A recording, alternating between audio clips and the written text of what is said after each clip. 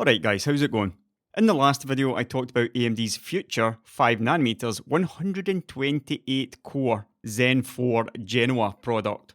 But the information in that video didn't actually come from AMD insiders, but from sources within Intel. And it was afterwards that I got double confirmation that this 128 core Genoa or Zen 4 product exists. But with the info coming from inside of Intel, you might think that the information I received was actually more centred around Intel products than AMD's, and it was. So today, in this video, I'll let you know what I know about Intel's delayed Sapphire Rapids, and a bit more about what comes later.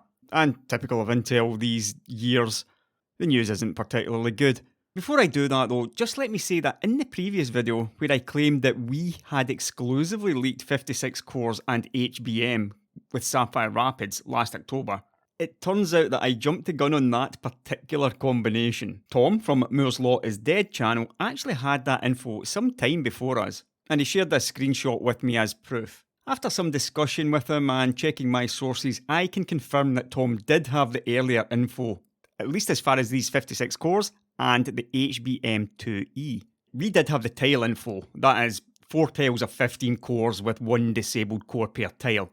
We had that first, and Tom later got that information confirmed by his sources, I believe. And that's just how it is in this game. The earlier your info is, the less complete it can be, because some stuff does change. So also keep that in mind while you watch this video. And now, on with the info.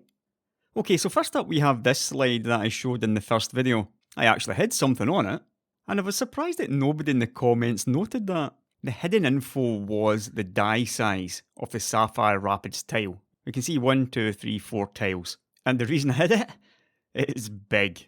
How big is it?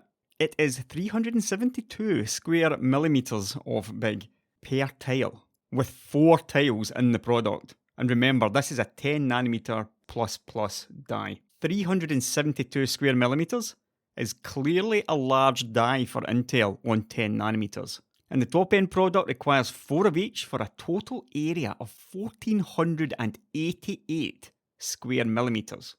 AMD on the other hand have 8 very small chiplets and a larger I/O die on the older process. And remember, these Milan CCDs are from the same design as the Ryzen 5000 CCDs. So they are 80.7 square millimeters. And obviously in the case of EPYC, you need to multiply that by 8, which is a total of 648 square millimeters of silicon. And I cannot find the exact dimensions of the EPYC Zen 3 I/O die yet, but I know that it's nowhere near this remainder. And with these larger Sapphire Rapids dies scaling worse on each wafer, AMD's real chiplet solution is just vastly better economically. Probably even more than twice as good. But that's the economical part of it. Perhaps Intel has performance advantages? Well, they certainly believe so. Recall from the previous video this benchmark that Intel showed of Sapphire Rapids versus Genoa. This is versus Genoa 96 core version. And this was also the slide which first told me that there was a 128 core coming. And it's quite clear that it's not looking good for Sapphire Rapids, even versus the 96 core version of Genoa. I don't think anybody will be surprised by this, as certainly under these types of load, the more cores you have the better, and there's an enormous difference between 56 and 96. However, there was another slide in this deck which showed a comparison between Sapphire Rapids and Milan. And Intel were being bold about their performance. Sapphire Rapids claims performance leadership. Again, as with the Genoa slide, we see 7 different benchmarks for integer compute, floating point, networking, analytics, web infrastructure, AI, and HPC.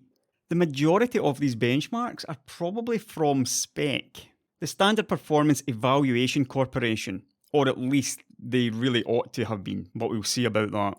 Now, in a lot of cases, just raw integer compute and floating point performance still rules the roost. And what has to be a surprise here in that Intel are now claiming about parity in integer. That looks about equal to me, but also a small lead in floating point performance. Now, obviously I've been out the loop a little bit, so I'm not sure if this is what the expectation was or not. We know that Zen is very powerful in floating point especially, so to see Intel take the lead here is a surprise to me at any rate.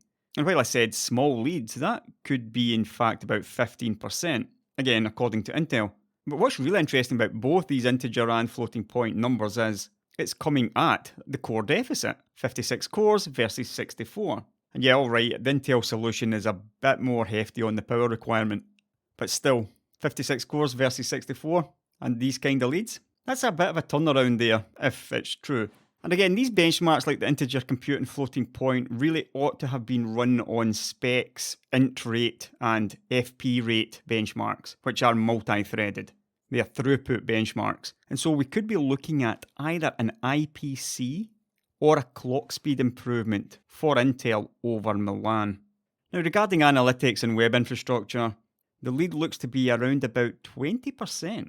And they're also claiming a huge 50% lead in AI, HPC, and in networking. But as with the previous video, I shouldn't need to tell anyone that these are Intel benchmark estimates of unreleased products, and there may well be an element of wishful thinking and cherry picking involved.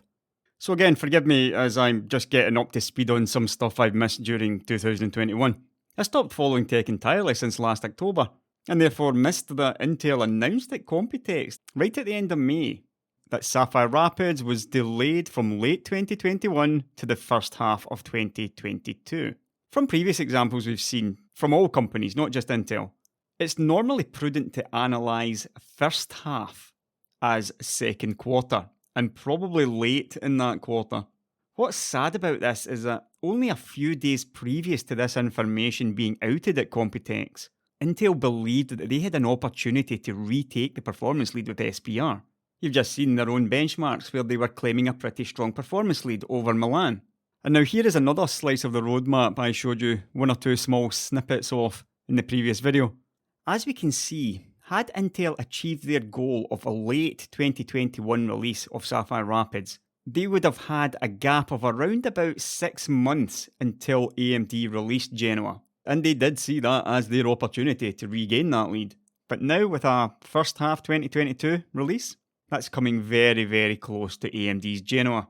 And rather than having enjoyed a 6 months lead, they're just going to be basically back into the position that they are in now, if not worse. And remember, this is with their version of chiplets, these tiles, which they should have started working on back in 2017. Basically, as soon as AMD launched Zen 1, which incidentally will be 5 years old early next year. And if we look at the Intel roadmap from the investor meeting 2019, they have already slipped 1 year from this. This 5 to 7 quarter cadence that they claimed they had, moving to 4 to 5, never happened. In fact, it got worse. And it gets even worse.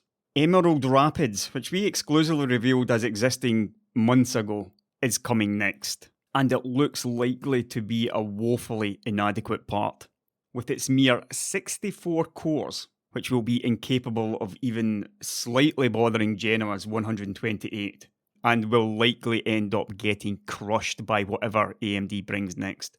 Emerald Rapids, as you can see, comes very late in 2022, but this is wishful thinking. And the past few minutes of your life watching this video will have proven that.